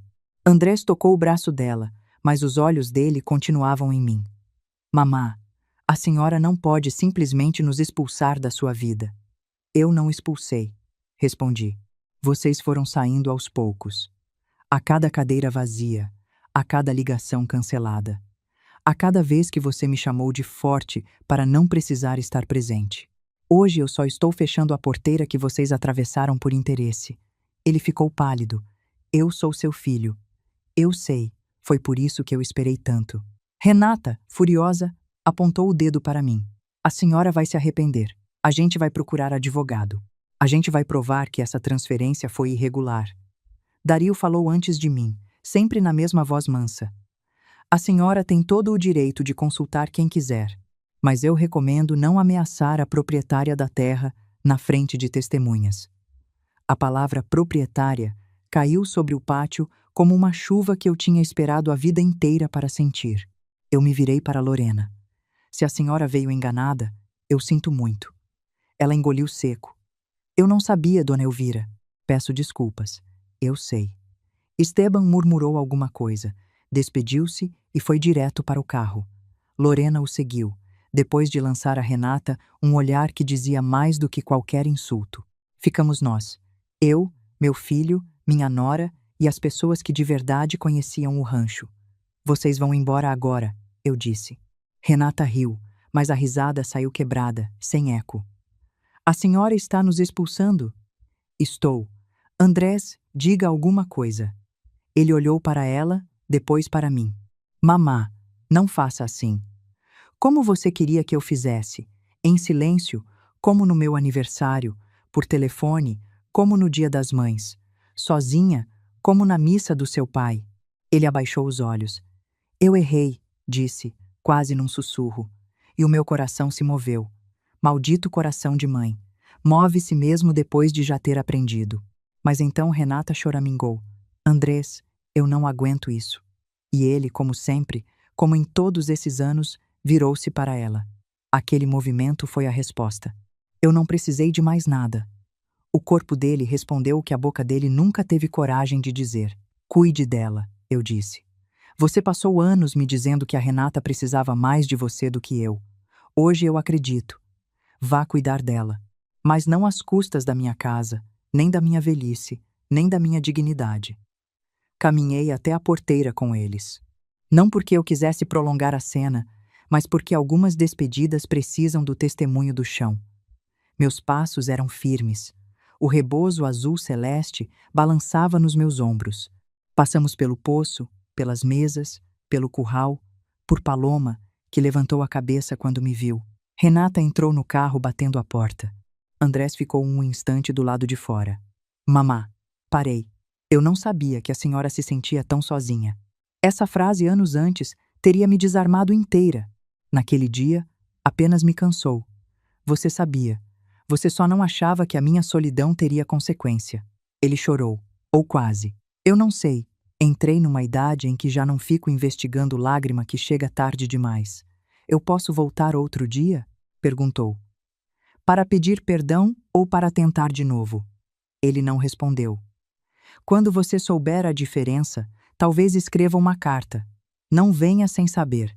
Ele entrou no carro. Fiquei ao lado da porteira. Enquanto eles se afastavam, o carro levantou poeira. Renata não olhou para trás. Andrés olhou uma vez pelo espelho, mas espelho não é volta. Quando sumiram na curva, eu fechei a porteira. O som do metal se encaixando foi pequeno, quase nada. E, no entanto, dentro de mim, pareceu o fim de uma guerra de 9 anos. Paloma relinchou perto do curral. Virei-me para ela. Já vou, eu disse, e voltei para o pátio, onde a minha mesa ainda estava cheia de gente que tinha vindo pelo motivo certo. Isso aconteceu há pouco mais de um ano. Renata realmente procurou um advogado. Eu recebi uma carta cheia de palavra grande e ameaça pequena. Dario respondeu com documento. Nunca mais veio uma segunda carta. Ofelia me contou que Renata passou meses dizendo que eu tinha sido manipulada por Consuelo, depois por Marisol, depois por Dom Tomás. Gente como ela precisa acreditar que uma mulher velha só pode ser forte se tiver alguém mandando por trás. A ideia de que eu, sozinha, tinha decidido a minha própria vida era insuportável demais para a cabeça dela. Porque se eu decidi sozinha, então o problema nunca foi a minha fraqueza, foi a falta de respeito deles. Andrés escreveu uma carta 4 meses depois. Não pediu dinheiro. Isso, por si só, já era alguma coisa nova. Pediu desculpas por algumas ausências, não por todas. Disse que estava tentando entender. Disse que sentia saudade. Eu não respondi de imediato. Li a carta várias vezes. Guardei numa gaveta. Ainda não sei se um dia vou abrir a porteira para ele como filho. Sei apenas que nunca mais vou abrir como devedora. Existe uma diferença enorme entre perdoar e voltar a se oferecer para apanhar. Perdoar a gente pode, é até bom para a alma, mas perdão não é endereço.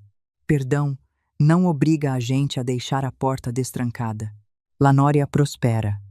A Marisol tem hoje 31 anos e administra as reservas melhor do que qualquer pessoa que eu já vi.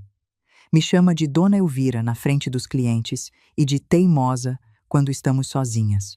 Dom Tomás continua vindo, às vezes por causa de um animal, às vezes por causa do café, às vezes por minha causa. Eu não sei dar nome ao que existe entre duas pessoas velhas que se respeitam e gostam de dividir um silêncio. Talvez companheirismo seja uma boa palavra. Talvez, depois de uma certa idade, a gente não precise mais batizar tudo o que sente. As flores de cempasúchil que ele trouxe voltam todo ano, laranjas e teimosas, perto da entrada. Paloma está forte. Às vezes as crianças perguntam se podem montar nela. Eu digo que Paloma escolhe.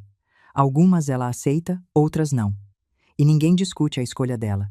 Foi a égua mais maltratada que eu já vi virar a égua mais respeitada do rancho, sem nunca ter deixado de ser dona da própria confiança. O rebozo azul celeste fica no meu quarto, pendurado perto da janela. Eu uso em dia frio, em dia importante e em dia em que preciso lembrar de Consuelo, dizendo que quem tem documento não precisa berrar. Mas a verdade é que ele virou mais do que um pano. Ele virou o peso bom de pertencer a mim mesma.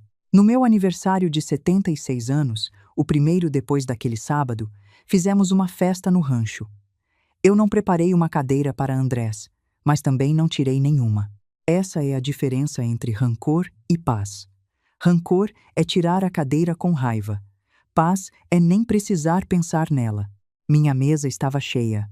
Marisol, a avó dela, Dom Tomás, Ofelia, vizinhos, as mulheres da comunidade, os funcionários, criança correndo entre as pernas dos adultos, clientes antigos que viraram amigos. Tinha bolo de 3 leites, café, música baixa, risada. Quando cantaram os parabéns, eu olhei em volta e percebi uma coisa que mudou tudo.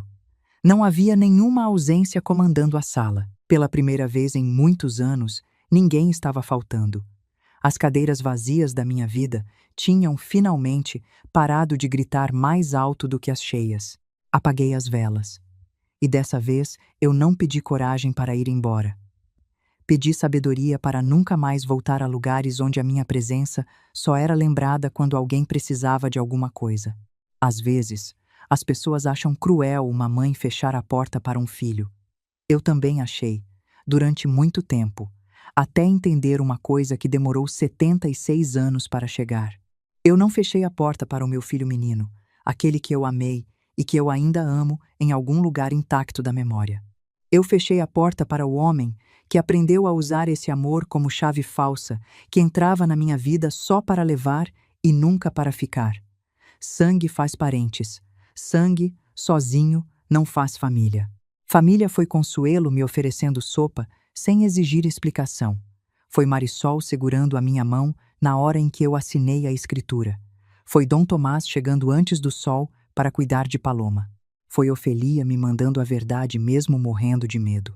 Foi cada pessoa que sentou à minha mesa sem me pedir para desaparecer só para caber. O meu sangue me deu um filho. A vida me deu uma família. E aos 76 anos, depois de tanto tempo me oferecendo de graça para quem só queria me cobrar, eu finalmente aprendi que uma mãe também tem o direito de fechar a porteira quando a casa dela só é procurada por quem quer levar alguma coisa embora. Naquela manhã, anos atrás, eu saí em silêncio porque não queria mais implorar presença. Hoje, quando eu caminho pelo pátio de Lanória, com o rebozo azul celeste nos ombros e Paloma me seguindo devagar do outro lado da cerca, eu entendo que ir embora não foi abandonar a minha família. Ir embora foi parar de abandonar a mim mesma. E é isso que eu queria deixar com você, que me ouviu até aqui. Se existe alguém na sua vida que só lembra de você quando precisa de alguma coisa, que chama você de forte sempre que vai te deixar sozinha, preste atenção. Força não é obrigação de aguentar maus tratos calada. Você também tem o direito de fechar a sua porteira. E o silêncio de quem se respeita vale mais do que qualquer aplauso de quem só aparece para levar. Me conta nos comentários de onde você está me ouvindo, de qual cidade, de qual cantinho do mundo, porque eu gosto de saber quem senta comigo nessa mesa. Compartilha essa história com aquela mulher que precisa lembrar que ela vale mais do que a paciência que tem oferecido aos outros. E se inscreva no canal para sentar comigo de novo na próxima história, porque a próxima já está chegando.